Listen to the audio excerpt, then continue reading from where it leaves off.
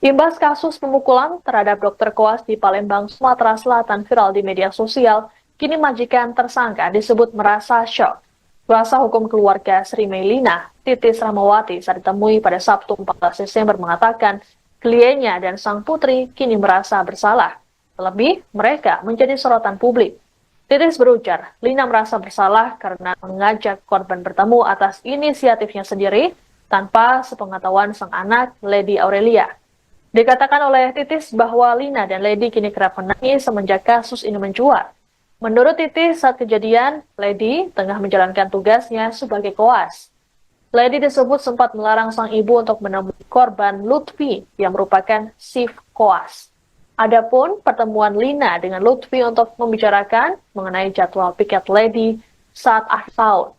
Disinggung mengenai rekaman suara yang diduga milik Lina saat bicara dengan korban, Titis enggan untuk membahasnya.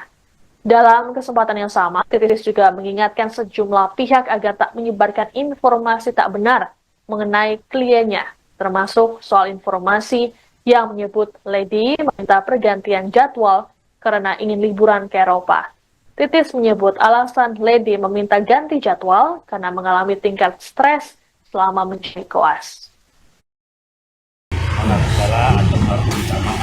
Iya, saya datang ke sini akan berusaha membawanya ke jalur baik-baik dan melakukan permohonan maaf dan juga akan bertanggung jawab untuk melakukan pengobatan dan menemui keluarga korban.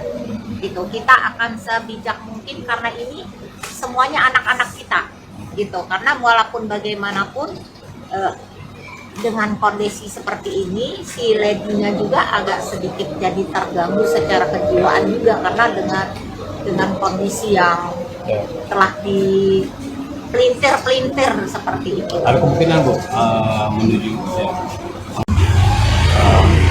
Download Tribun X sekarang, menghadirkan lokal menjadi Indonesia.